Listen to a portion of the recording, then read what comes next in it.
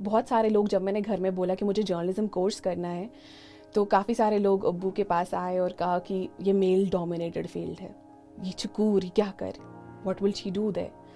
So then I had to convince my family. मैंने अब्बू से कहा कि मैं अगर जर्नलिज्म का कोर्स जो मैं एंट्रेंस दूंगी, अगर मैंने इसमें क्वालिफाई नहीं किया तो मैं घर में बर्तन धोऊंगी। राफिया का माफिया, राफिया का माफिया।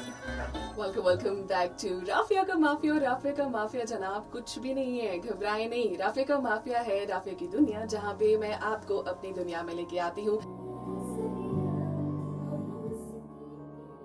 अगर हम पर्दे के पीछे भी हैं, लेकिन सोशल मीडिया पे हम बहुत एक्टिव हैं, लोग तब भी कहीं ना कहीं किसी न किसी तरीके से आपको खींचने की कोशिश करेंगे। छोटी छोटी बातों पे हमें भी ट्रोल किया जाता है, हमें भी नहीं बख्शा जाता है उस चीज़ पे। खासियत है मेरे शो की, यहाँ पे मैं आपको बहुत ही अच्छे ट्रैक सुनाती हूँ।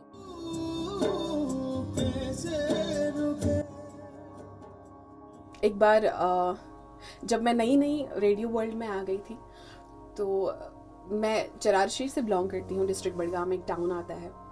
लोग कहने लगे कि सोशल मीडिया पे इट वाज बहुत सारे लोग, मतलब बहुत सारे, कि आई ये गांव से, अब ये क्या आरजेइंग करेगी। दो उनको पता नहीं था कि आरजे होता क्या है, यू नो, आरजे का फुल फॉर्म भी उनको पता नहीं था, but then they were you know कि अब ये गांव से आई, ये हमें क्या सिखाएगी या वगैरह वगैरह। लेकिन अल्लाह का शुक्र है, I like kind of proved my self and I thought कि मैं कुछ अपना कंट्रीब्यूट कर सकती हूँ सोसाइटी में, and I did it. Super hits 93.5 red FM पर मैं हूँ सोफी, आप सुन रहे थे show red Indies shuffle. It's When I started my career way back in 2007, तो उस टाइम पे ये ट्रोलिंग और ये नेगेटिविटी और ये तनकीद करना हर बात पे ये नहीं होती थी।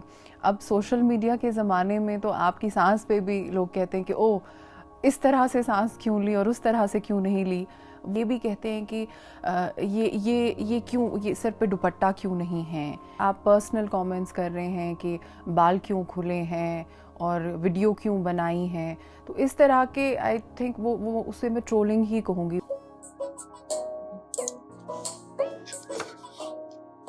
अगर एक मेल रेडियो जॉकी को आप देखें, जिस तरह का वो कंटेंट कर रहे हैं, ह्यूमर कर रहे हैं, या जिस तरह का कि वो मजाक कर रहे हैं, वही मजाक, उसी तरह का ह्यूमर अगर एक फीमेल रेडियो जॉकी करे तो क़यामत आ जाएगी। अब यकीन माने, ट्रोलिंग इस हद तक होगी, इस कदर होगी कि शायद उस लड़की का कॉन्फिडेंस टूट जाए फॉरएवर।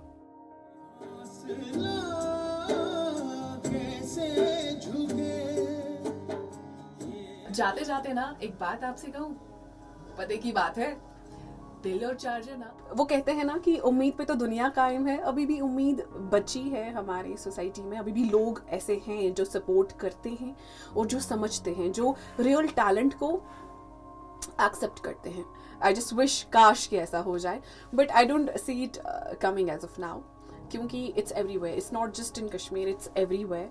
टाइम तो अभी बहुत लगेगा, लेकिन जैसे कि मैंने अभी फिर से मैं बोलूँगी, उम्मीद पे तो दुनिया कायम है। हर अंधेरे के बाद ना उजाला ज़रूर आता है।